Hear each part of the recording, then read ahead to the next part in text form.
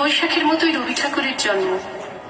সোনার আশ্বিনে নয়, হিমের রাতের অঘ্রাণে নয়, ফুল রাঙানো ফাগুনে নয়, এই খর ক্ষিপ্র বৈশাখেই তাঁর জন্ম। এই খ্যাপা বৈশাখের গৈরিক তিলক দিয়ে সাজানো তার জন্মদিনের ললাট। বৈশাখে প্রকৃতির নতুন জন্ম, আমাদেরও নতুন জন্ম এই বৈশাখে। 25শে বৈশাখে রবি ঠাকুরের জন্মদিন। দেখতে হয় না ক্যালেন্ডার, জিজ্ঞেস করতে হয় না তারিখটা কবে, আগে থেকে বুকের মধ্যে সাড়া ওঠে 25শে বৈশাখ আসছে, রবি ঠাকুরের জন্মদিন।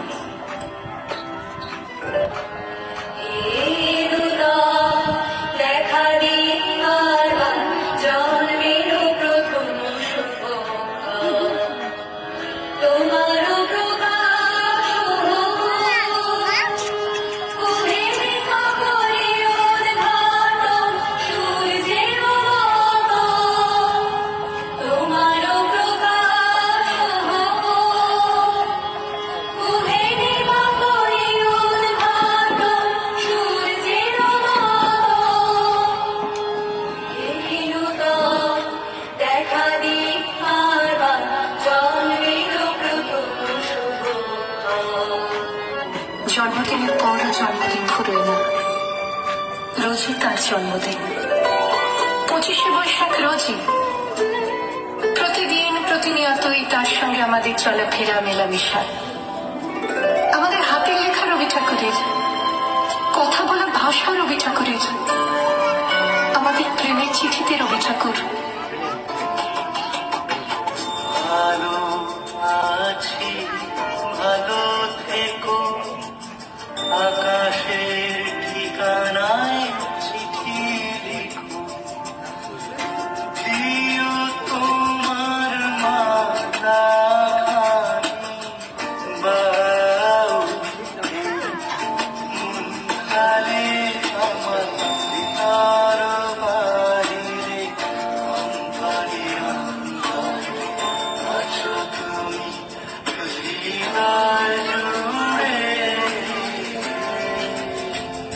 আমাদের সংস্কৃতিকে মাটির কাছাকাছি এগিয়ে নিয়ে যাওয়ার সংকল্পে রবি ঠাকুর, আমাদের সভ্যতাকে দানবের হাত থেকে ছিনিয়ে নেওয়ার সংগ্রামে রবি ঠাকুর।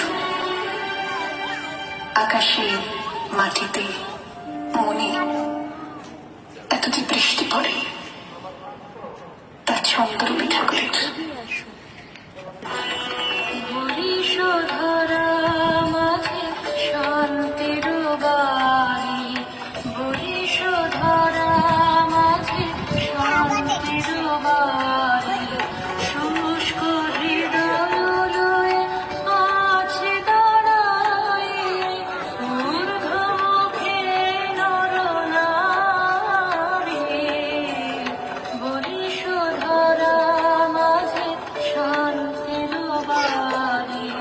এত যে ফুল ফুটে, তার গন্ধ রবি ঠাকুরের।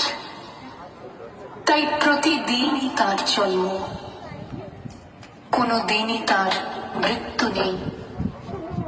কালের কালা পাহাড়ে সে কোনো দিন যদি ভারতবর্ষ থেকে সমস্ত ঠাকুরের পুজোর প্রদীপ নিভিয়ে দিয়ে যায়, তবু একটি ঠাকুরের বেদি চিরকাল থাকবে মাটির সঙ্গে গাঁথা।